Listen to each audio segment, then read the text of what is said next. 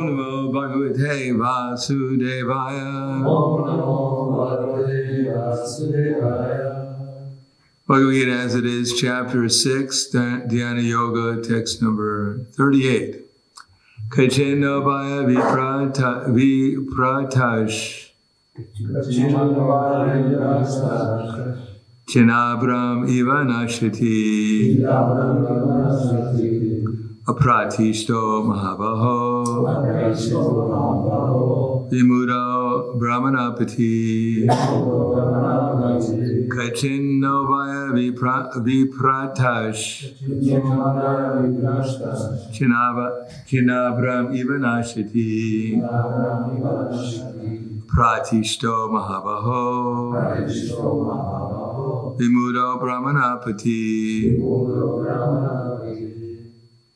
Kachinobaya Viprashtash Kachenobaya Viprantash Chinabram Ivanashati Pratisho Mahabaho Vimudo Brahmanapati Kachinobaya Viprashtash Kachenobaya Vipratash Chinabram Ivanashati Apratishto Mahabaho Vimudo Brahmanapati. Mataji. Kachinobaya Viprantash Chinabram Ivanashati Pratishto Mahabaho Vimudo Brahmanapati.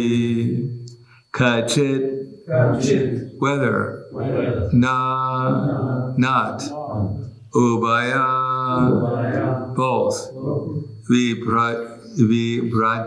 vivrashta, deviated from, china, torn, abram, cloud, iva, like, Nashati, perishes.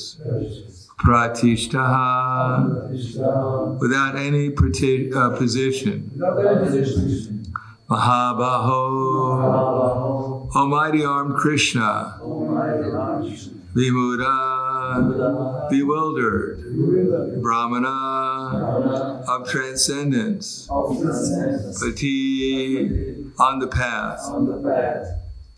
Translation and purport by His Divine Grace, A.C. Bhaktivedanta Swami Srila Prabhupada.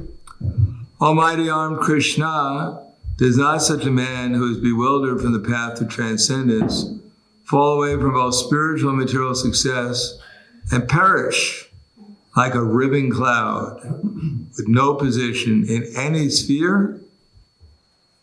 Purport. There are two ways to progress.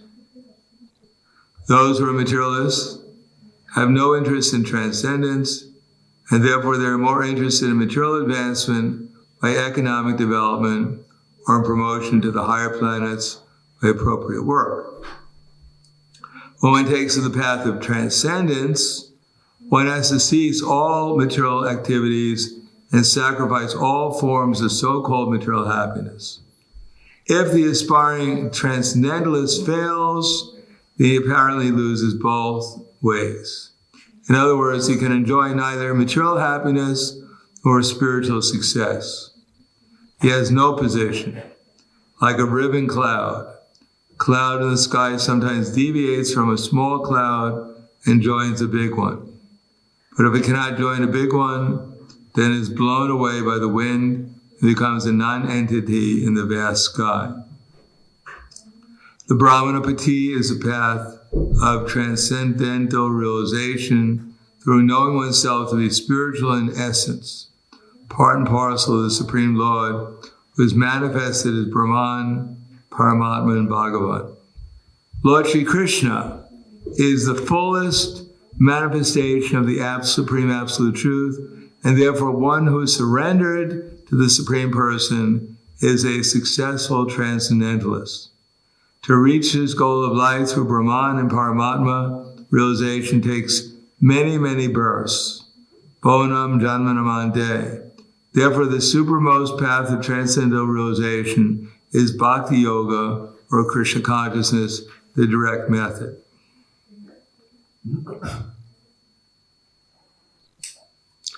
Kachitna bhaya viprantash chinavaram ivanashati apratishto mahabaho vimudo brahmanapati.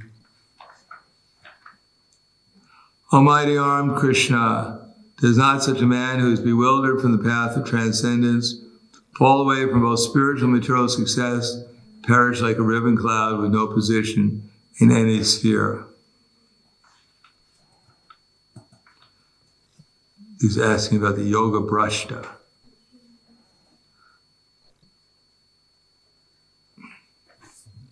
Which will be explained. We don't want to spoil the suspense, what happens.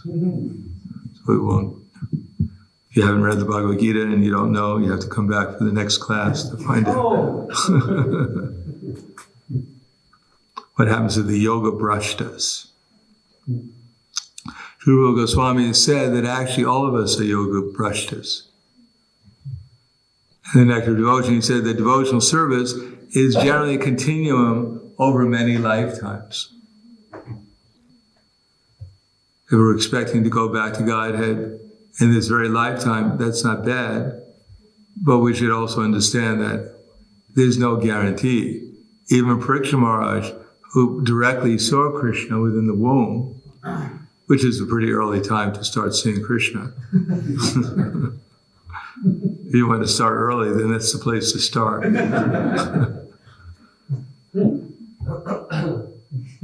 He actually saw Krishna in his original, in his form with 4 arms, holding a club, wheel, disc, and lotus flower. And yet, at the time of his departure, his impending departure within 7 days, he was praying that if I don't come back, if I don't go back to Godhead, at least let me be born in a family of devotees so I can continue on with my devotional service. So he didn't think, I saw Krishna. Krishna's an old friend of mine, and time of death, of course, he's going to come and take me back, and there's no problem. Me and Krishna were like this together. We're this tight. No, he was actually praying that, let me, if I don't go back to Krishna, at least let me be born in a family of devotees so I can take birth. And I continue on with my service. Bhaktivinoda Thakur sings that if I have to take birth again, I don't want to take birth as Brahma. Let me take birth as an insect in the house of devotee, because at least then I can get some prasadam. Of course, they tried in my room, but they failed.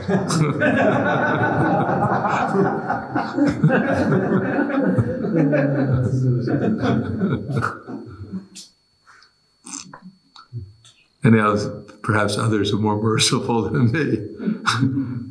Let me take birth as an insect and as a devotee, because at least then I can get some prasadam.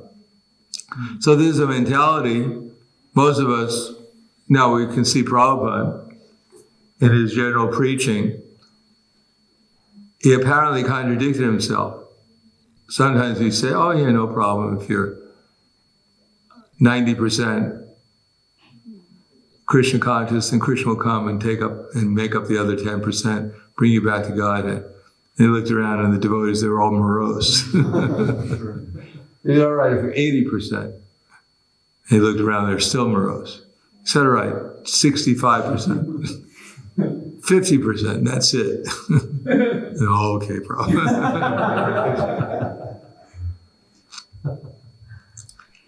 And then at other times, Prabhupada said that you have to be 100%. That even if you're desiring a raisin, you'll have to come back to get it. Now, of course, we think, that's impossible. I don't even want the raisin, I want the halva too. You can have the raisin, just give me the halva. But we don't understand what Krishna consciousness is. That's the problem. We think that when I become a little bit more conscious, then I might become a little bit more Krishna conscious, then I might or may not desire these things. We can't understand the intensity of happiness in Krishna consciousness that everything else becomes tuchava, insignificant. Therefore, tyaktva tornam ashesha mandala pati shrenim sada tuchavat bhutvadina guneshako karunaya gopina kanta shrito gopi bhava rasamrita dilahari kolo lamogna mohur. So this is from the prayers of the 6 Goswamis. Tyaktva tornam ashesha mandalapati shrenim sadatu chavat Putvadina gunesha ko karunaya Kopina kanta shito Gopi bhava rasamrita dilahari Kolo lamogna mohur Bande rupa sanatano raguyago Shi jiva gopalago Tyaktva tornam ashesha mandalapati. So Prabhupada actually translated that in the Krishna book. And stated by Srinivasacharya to the 6 Goswamis, they gave up the princely status of life in the government service and went to Vrindavan, where they lived like ordinary mendicants begging from door to door. Can you translate that fast? Is that right? You can translate that fast? Yeah. Should I go a little slower? Well, if you go according to what I wish, no one will understand anything.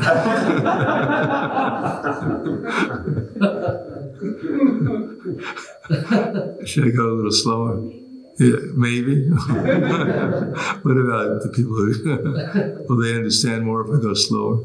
You can translate more easily? Okay, that maybe? Yes, okay. So, as stated in the prayers by Srinivasacharya to the 6 Goswamis,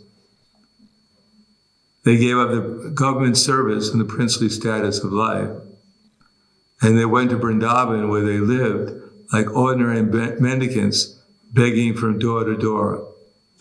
But they were so much enriched with the gopis' feelings of separation that they enjoyed transcendental pleasure at every moment. Similarly, when Lord Chaitanya Mahaprabhu was at Jagannath Puri, he was in the role of Srimati Radharani, feeling the separation of Krishna.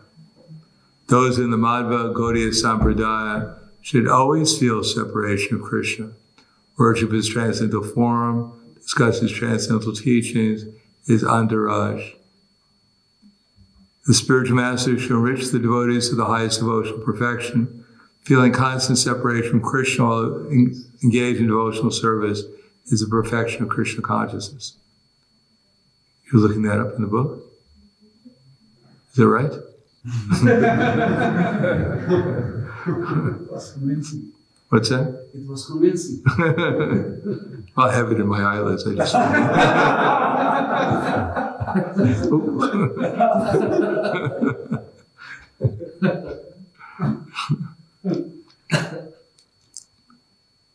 So this is the happiness is so great that they gave up inconceivable opulence and power that they had. And they were living like ordinary mendicants in Vrindavan, just getting some very minimum amount of prasadam every day, living practically in the jungle outside. But they were enjoying transcendental pleasure at every moment. Rupa Goswami was sleeping under Kalpa victory trees every night. So this is not on our level of comprehension, but as we advance in devotional service, then the happiness increases proportionally. Even in sadhana bhakti, it gets up to the point that material happiness can't compare with it. Subhada. Subhada has 5 characteristics, I believe. It's all auspicious. That is, devotional service has 6 characteristics. 3 in sadhana bhakti, 2 in sadhana bhakti, 2 in bhava bhakti, and 2 in prema bhakti. So everyone who's taking Bhakti Shastri, did you go over Nectar Devotion yet? Are you going over Nectar Devotion? Maybe afterwards. Yeah. In any case, there are two characteristics of pure devotional service in sadhana bhakti, and one of them is subhada. And the characteristics are that it's all auspicious, it attracts everyone, and it gives one all good qualities, and the happiness is greater than any kind of material happiness. So that we can't conceive of, because that there can be happiness greater than any kind of material happiness we ever experience.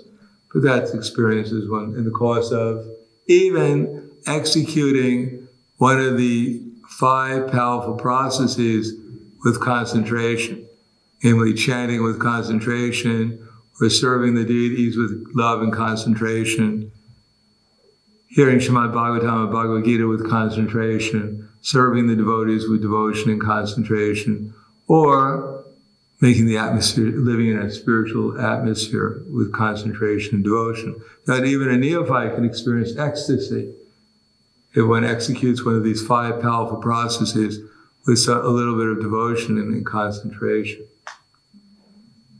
So that's possible, and when one is actually at these last stages of sadhana bhakti, which generally goes up to asakti, even nishta is included within sadhana bhakti, and ruchi and asakti. But we shouldn't worry. If we get to nishta, don't worry about anything. You'll be all right. Because nishta is actually, it's the preliminary. Nishta really means you're just developing a taste. It's the beginning of real taste, liberation, the real devotional service. And at ruchi, everything becomes enjoyable, practically speaking. One doesn't really fall down from ruchi, or from asakti, or even from nishta.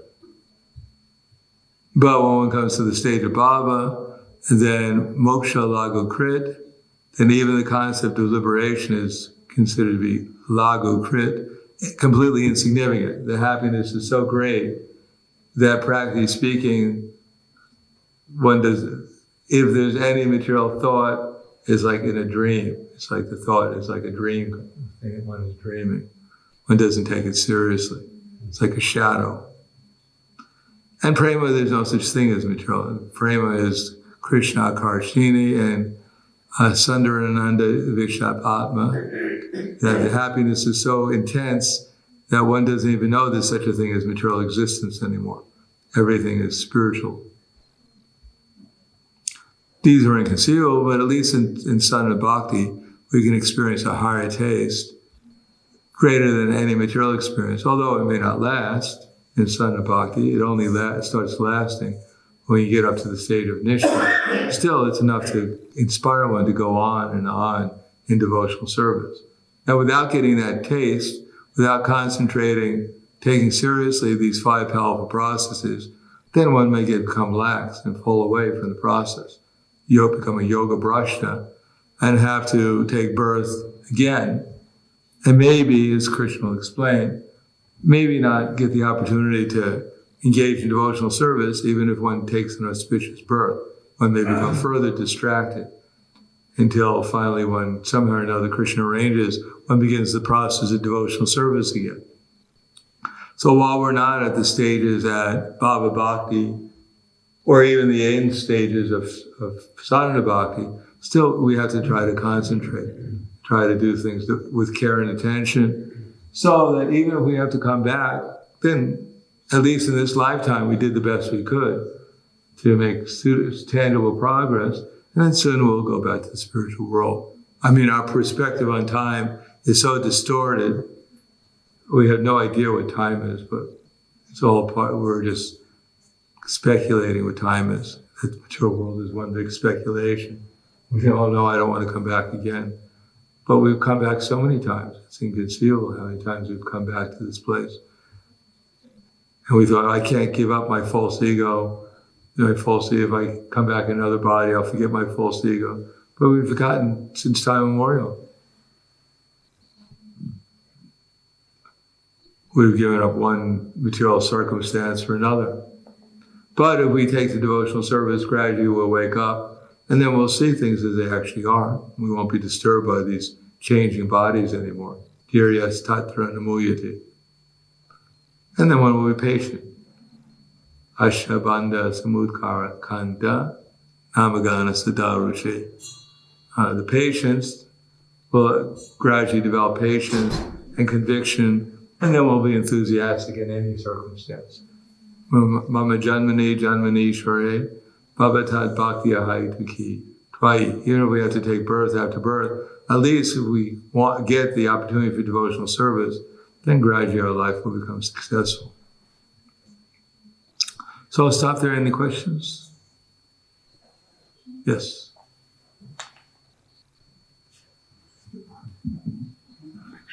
Of course, just to say one more thing.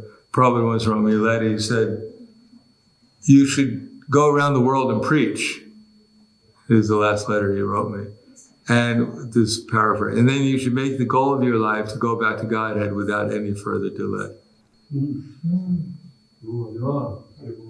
Not that we should hang around here.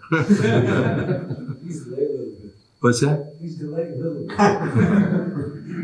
No, if we go back to Godhead, just like the Pandavas, it says in the first canto, the Pandavas went back to Godhead in their self-same body.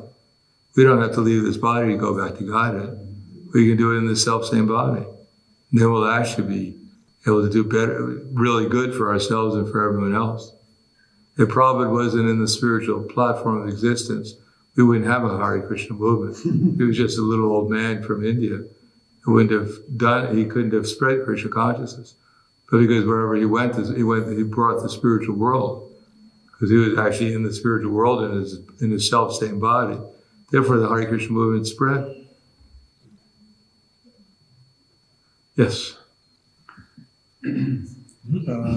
Maharaj, you mentioned Nishta and purification, and we know the famous verse Nashtapraya, and how Srila Prabhupada said you should be 90%, 75%. 100%.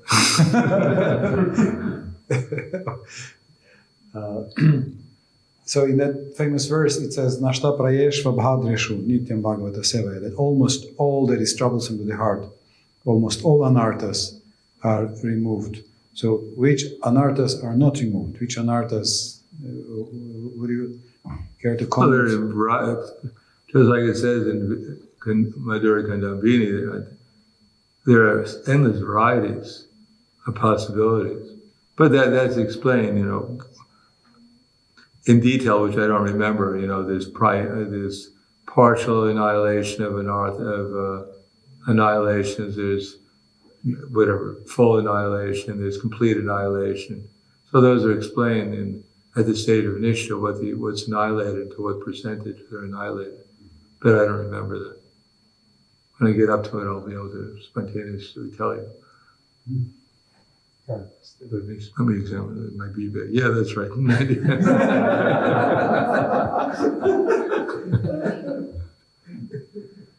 But generally speaking, at the stage of Nishta, the main thing that one works on is the pure chanting of the holy name. Come up to Shuddha Nam, and then we can come up to Ruchi Nam and whatever. And because that's the main process to come to the stage of anartha nivritti. Nishta. But that's in Madhuri Kandambini, the details of that. Anything else? Yes.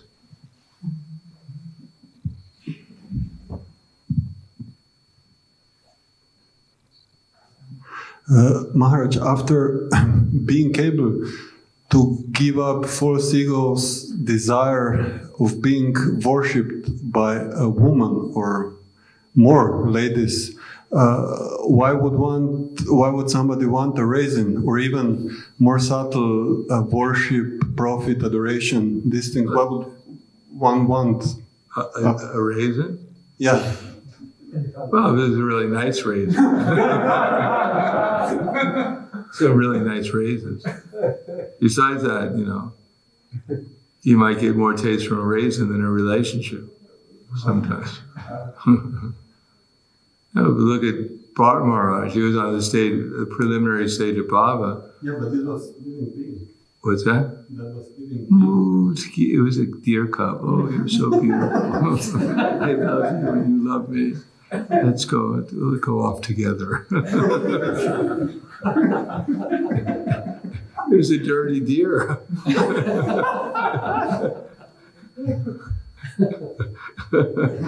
That's an illusion. And I'd rather have a raisin. Would you rather kiss a deer or a raisin?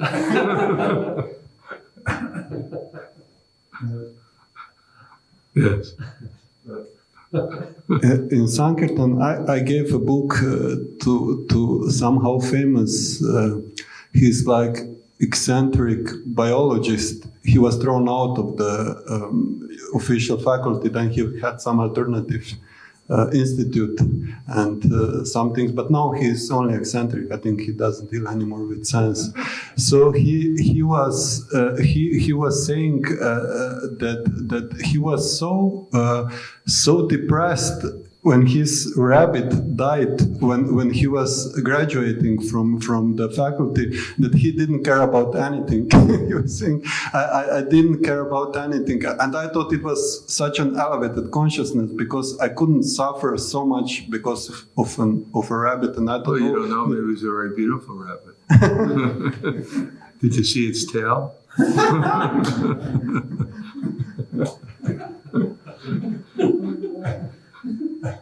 Probably, maybe it was his best friend, the only one who ever listened to him.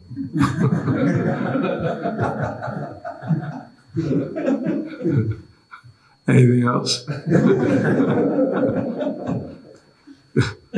Yes.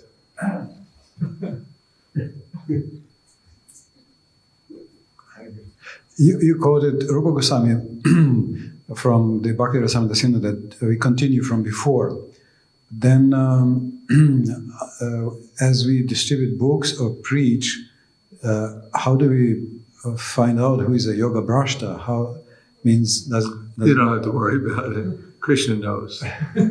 It's like sometimes you approach someone on book distribution, you have a book, you say everything wrong, and the person still wants the book.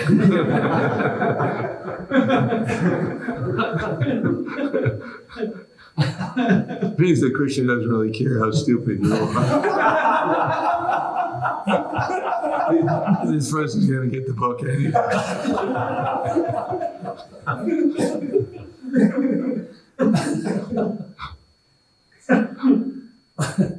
Thank you very much. Grandaraj Srimad Bhagavad Gita Ki Jai. Srila Prabhupada Ki Jai.